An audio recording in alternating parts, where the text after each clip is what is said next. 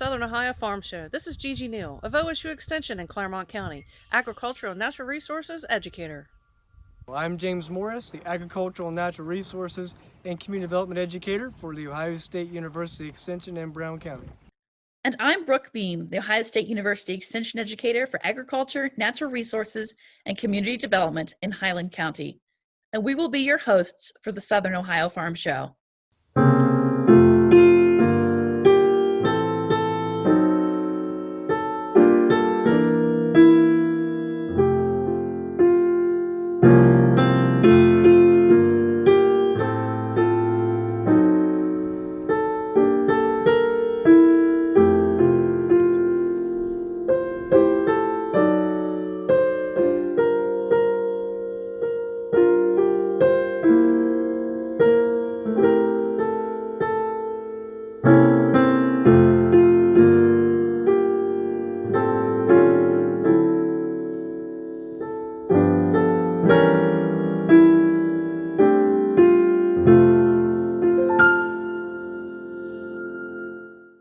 Welcome to the Southern Ohio Farm Show. Today we're here at the Spring Valley Tree Farm with Matt Longan, who is also the president of the Ohio Christmas Tree Association.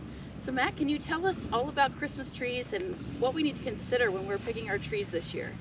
Good morning, Brooke. I welcome everyone, virtually in this instance, to our tree farm in Southwest Ohio.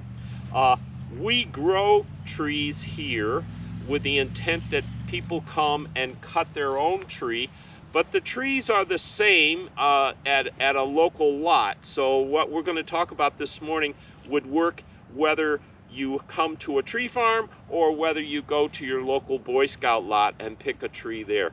Probably the first thing to think about is to remember the trees outside look smaller than they're going to look in your house. And frequently people buy a big tree that is too big for their house. So be thoughtful when you choose. I am 6 foot tall, and this tree is a little bit bigger than I am, and it would fit very nicely in a room with an 8-foot ceiling. This tree is a Canaan fir. The spelling is C-A-N-A-A-N. It is the most popular tree now grown in Ohio. It's fir. It has a very soft feel to the needles. It is fragrant. It is in the balsam fir family. You'll find these trees throughout Ohio, and they make an excellent tree because the needles stay on the branches for a long time, 4 or 5 weeks easily. They're easy to handle and they're attractive. So Canaan fir is a good tree to look for. There are a number of others. We grow concolor fir, we grow a number of spruces, but this is a good place to start. Now, these trees are ready to cut at the farms now. You may find them at your tree lot already cut. If so, you want to check the branches and be sure if you pull your hand along them that you do not get any needles. That means the tree is fresh and it will work for you in your home. You don't want to take a tree home that is dry because many of those needles will fall on the carpet and you end up having to clean them up. I'm going to invite Josh to come up. He is one of our workers here, and he's going to show you the proper way to cut a tree if in fact you cut one at a tree farm. If it's already cut, you don't have to worry about that. So Josh is going to lean down. He's going to find the bottom of the tree. He's going to show him your saw. He's going to take a saw usually provided by the tree farm, and then he will cut here. Actually, he won't cut this tree because we like it, but it just takes a few strokes. The tree falls down and it's ready to go home.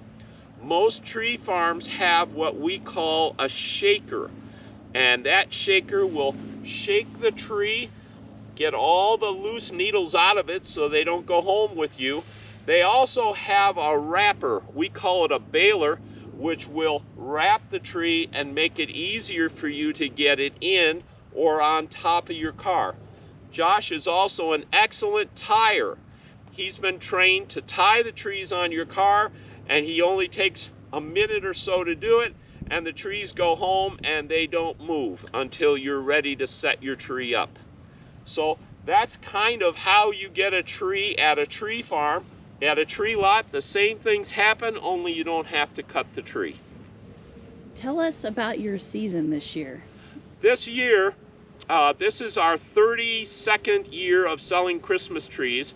And this year we sold all the trees that we had available, and Brooke can pan through this field and see that almost all the trees are smaller than me. That's because all the big ones were taken across 4 days, and we closed our farm selling almost 2,000 trees. It was a madhouse up here. We had approximately 5,000 people on this farm on Friday alone. The reason for so many people coming this past weekend is the number of tree farms has declined as people with gray hair like mine have decided to retire, and they have not passed their tree farm on to somebody young and strong like Josh. So we have fewer tree farms.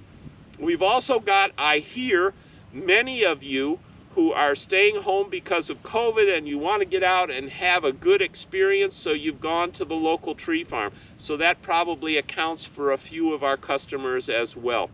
The take-home message from a 30-year grower is that we need more tree farmers. Tree farming is not a hard job. It's out in nature. It is profitable. Our farm we sell a lot of trees, we make a lot of money. It's a good thing to think about if you're approaching a point in your life where you'd like to take on something different and you have good land. Sandy loam makes the best soils. These trees like dry feet, they like to drain. And there is a need in almost every major city in Ohio for tree farms in the outskirts to get started. It takes about 6 years to grow this tree from one that looks like this to one that looks like this. And we get about 1,000 trees to the acre. So on my 20 acres, we have approximately 18,000 trees. We have some driveway and barns and buildings, whatever, that take up the rest. All right. Well, thank you so much for taking time to have us out here today. And we're sure lots of our viewers will want to go out and pick their Christmas trees now. Well, I hope so. And I encourage you, call ahead. Many of the people that I know in Ohio have already sold most of their trees.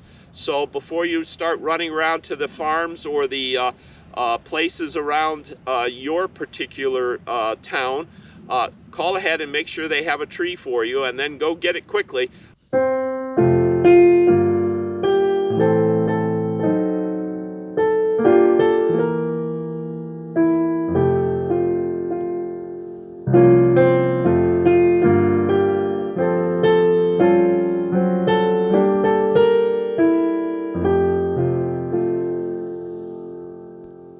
Hello, my name's Richard Purdon with OSU Extension for Adams County.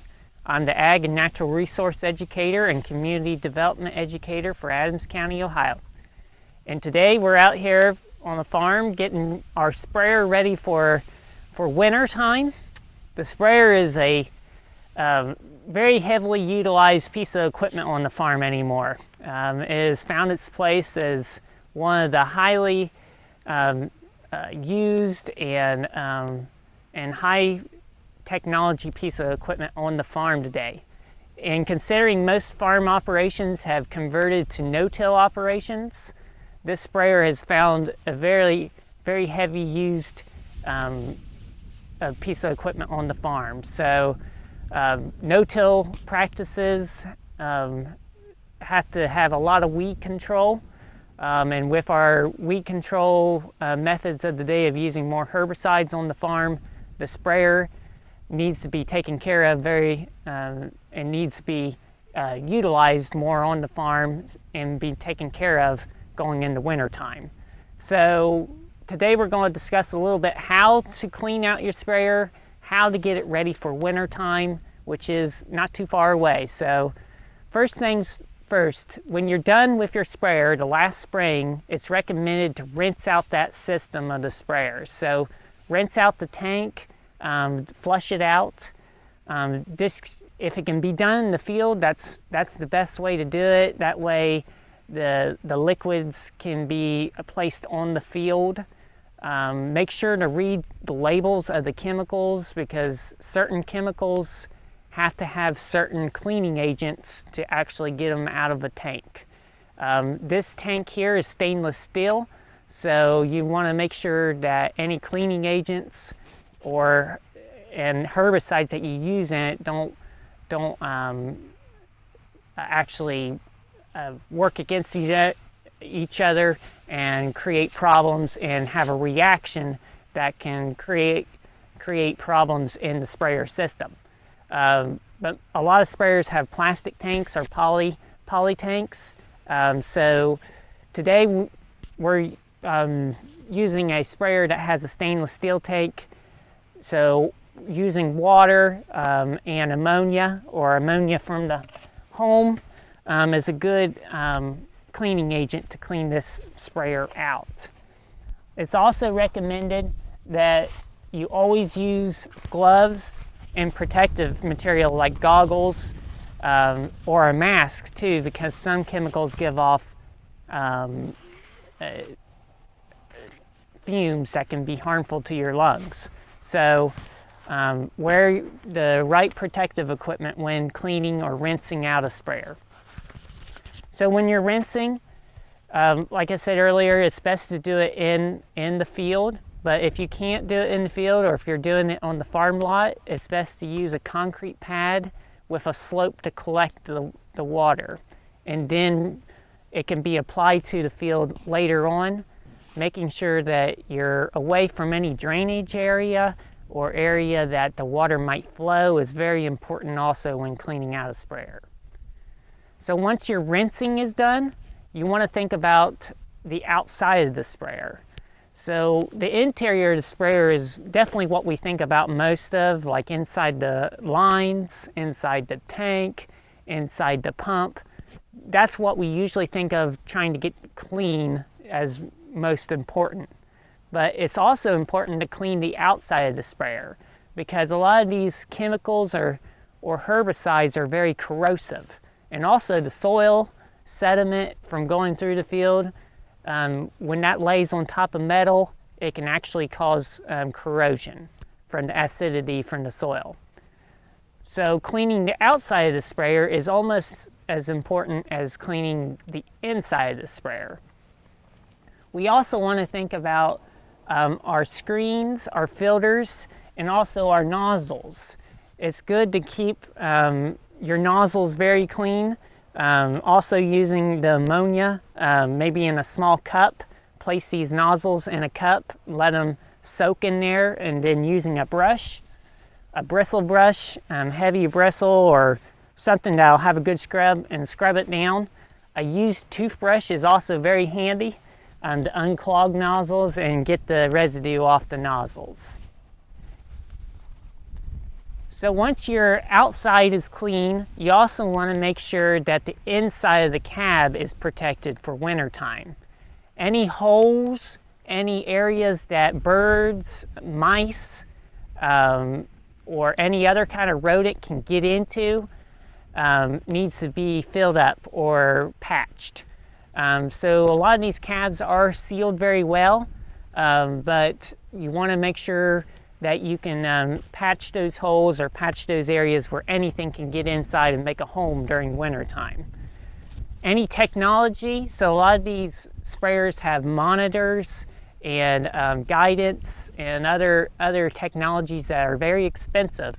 I recommend taking them out and putting them in your farm shop or in your house during the winter time.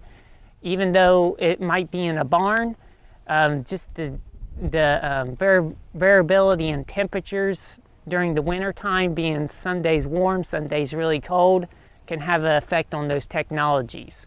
So you want to make sure you take those monitors out and put them in a room temperature building.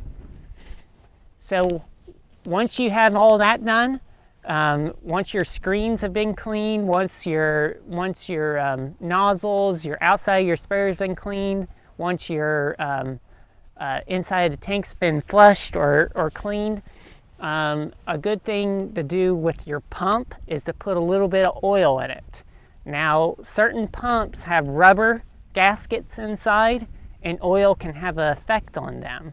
So for roller pumps, you do not want to use any type of used oil or petroleum like that. Now, what is recommended is using just a little bit of car antifreeze or automobile antifreeze. Dribble that into the pump and then turn the pump 4 times, 4 revolutions, and that should coat the interior with that antifreeze. Or if it's not a roller pump, you can use some kind of petroleum product to coat the inside, because many of our pumps have maybe liquid fertilizer, maybe nitrogen, or even herbicides are very corrosive and will eat the inside of the pump out and decrease the life of that pump. So that is one recommended thing to do before you park it in the barn. So once all that's done, it's time to put it in the barn. And sprayers should be stored inside a barn. Outside, even under plastic, the weather can have a great amount of effect on rubber lines.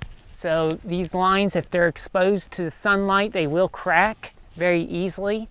The freezing and thawing of the winter time can have a detrimental effect on those rubber hoses. So and decrease the life of the plastic tanks and plastic handles on nozzles. So putting it in a barn is recommended. A dry barn, and the barn should try to be protected from rodents and birds and other animals that might make home into the sprayer. If you have any questions about getting your sprayer ready, you can always give me a call at 937-544-2339 and just ask for Richard Purdon, and I will help you out on any of your questions on getting your sprayer winterized. Everybody have a great day. Welcome. My name is Chris Brunis, Ag and Natural Resource Educator for Ross County. One of the more common questions that I get asked during my tenure as an extension educator is, can I claim the exemption from Ohio sales tax for this purchase? And so the first question we need to ask is, am I a farm? Agriculture does enjoy an exemption from Ohio sales tax for those items that are consumed or used in the production of crops that they sell. And I've got a list, and I'm not going to memorize this, so let me read this. And it says, the exemption for sales tax are sales of tangible personal property purchased for qualifying farm uses, known as the agricultural exemption. And so I think the first question we need to ask as we break this down, are you a farm? Are you an agricultural enterprise? And so that definition varies depending on who you're asking. The IRS has a different definition than the Ohio Department of Agriculture. And the Ohio Department of Agriculture, their definition is defined as the occupation of tilling the soil to produce crops and the raising of farm livestock, bees, poultry as a business. And so to me, that's going to rule out the hobby farm if you're not having that profit motive. And then it further broadens the definition to include agriculture, horticulture, and floriculture, but again, as a business. And so, if I want to claim that tax exemption, I probably should have a business plan. I should demonstrate that profit motive. Now, whether the profit happens or not is not as important as do we have an intent to make money. The other things that I want to talk about specifically applies to most items that will be directly used, consumed, or incorporated into the production of agriculture.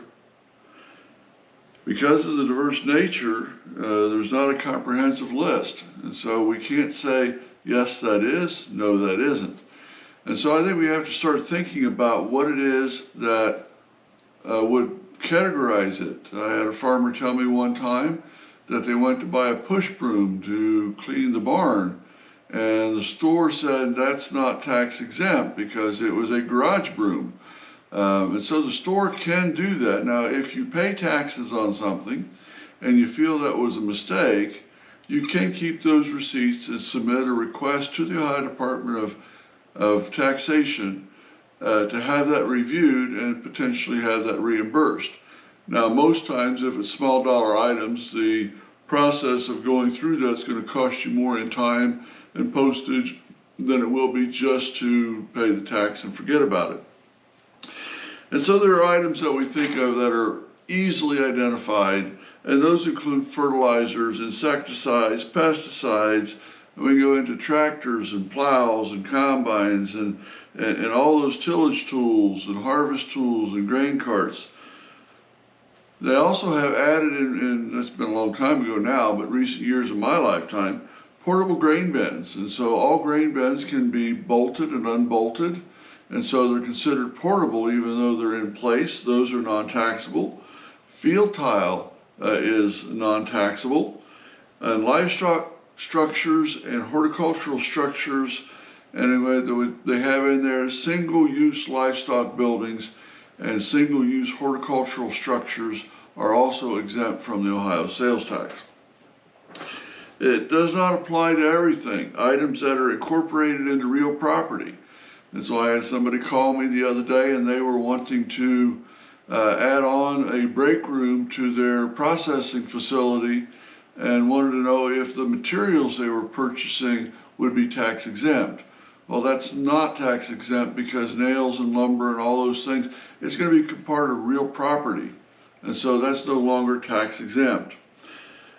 And then other things that we want to think about. I had another farmer call me a while back, asked the question, I'm buying an old school bus, and he happened to be in northern Ohio where there's some vegetables being produced. And he said, I'm going to use this bus to transport migrant labor from field to field. It's definitely farm use. But if it can be licensed and it can be run on the road, it is taxable. And so even though that was a really good farm use that they were going to use the old school bus for, it still fell into that taxable category. And so the other one that always comes up, and back in the 70s, maybe earlier than that, they used to allow ATVs and UTVs to be tax exempt, but no longer is that case. Lawnmowers would be another one. A lot of times we want to argue that we're mowing around the farm property, but we're also mowing the personal lawn, and they're not going to allow those dual use items that's going to potentially be used more for personal use than for farm use to be tax exempt. Other items that are on the list, a lot of times we want to buy chainsaws. Chainsaws are specifically listed as not tax exempt. Home garden equipment, and then weed eaters, and those types of items that we're going to buy that can be used in both directions, they're going to charge the tax. Now, if you can make a good argument and a good case that I'm only using this for farm use, and you can document that and prove that, then it's worth asking Ohio Department of Taxation to review that and potentially give you an exemption and that tax back.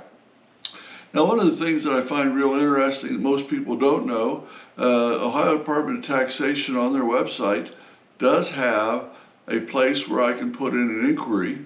I can go in and say, I'm thinking about buying this, is it tax exempt? And they will give you an official ruling. Now, it's not a quick process, so if I'm planning on buying it yet this year, I'm not going to get that decision back that quickly. But it is interesting because over the years, I've had the opportunity to put that in for clientele and get an official ruling on what their stance would be on the tax exemption for agricultural use. So again, agriculture, that is one of the few exemptions we have that's beneficial. And this is Chris Brunis. Have a great day. Hi, I'm Kathy Brunis, one of the educators here in Highland County. And with me today I have three elves who's going to help make cutout sugar cookies. My first one is Reagan, my second one is and Benjamin. they are three of our grandchildren. So Reagan is going to read the recipe as we add the ingredients. First, we need to cream the sugar and margarine together. After we add, 1.5 cups of sifted powdered sugar, and Benjamin's going to show you how to sift sugar. And Grant is going to pour in The 1 butter. cup of butter. Can you help me? Yeah. Okay, put it, there you go. Get it in there. Okay, put this one in there.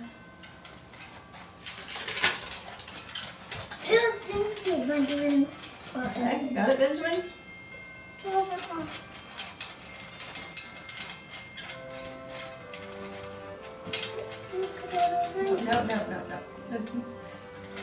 Okay, that's good.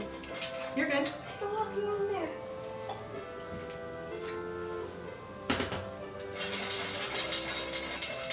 You did a great job, Benjamin. Okay, we're gonna put that in the mixer. And what did you say? We're gonna cream it?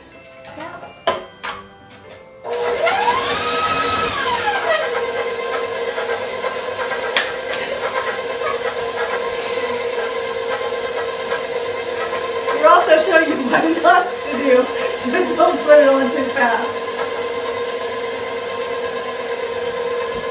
Okay, what's next? Next, we're going to put in our egg. 1 egg. Okay.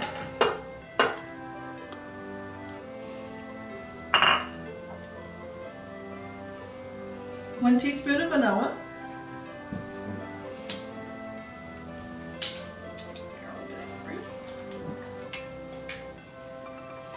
Okay, let me get that liquid poured in. Okay.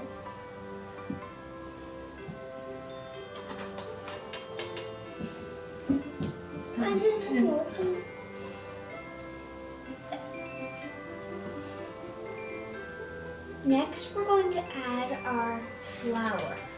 How much? 2.5 cups. You guys help me? Okay. And 1 teaspoon of baking powder. Baking powder. Put it in there. And now we're going to mix it all together. Now that we are ready and we have mixed all our ingredients together, we're going to put our cookie dough into the refrigerator for 2 or 3 hours. We'll see you later. We're back to make some cookies, and Grandma's going to start rolling out cookie dough. We floured the countertop after we cleaned it. We put a little flour on our rolling pin, and so it won't stick as bad. So while I'm doing that, Reagan, what kind of cookie cutter did you pick out? I am going to put on a snowflake. I'm going to put on what is that? a snowman. Okay, Benjamin? I am going to put on a Christmas tree. Okay. Good job. Go ahead, Benjamin. And we're preheating the oven to. 375. And how long are we going to cook these cookies for? 7 to 8 minutes. And Reagan, how old are you? 7. Grant, how old are you? 2. And Benjamin, how old are you? 4. So she's taking them out of the oven since they've been in there for 6 or 7 minutes. And now they're going onto a cooling rack so we can frost them later. Because nobody likes getting burnt. Well, here is our final product. They are getting ready to icing them. You can, when you're done, you can decorate them any way you want. Their way of decorating them is put icing on them and decorate them with different sprinkles. So, Grant's going to use green sprinkles on his. I'm going to use multicolored sprinkles. Christmas colors though. And I'm going to use Christmas colors too. And Grant, were they tasty? Because you've already eaten 2 of them? Yeah. Were they good? Yeah. What do you guys say? Say Merry Christmas? Merry Christmas! Merry Christmas!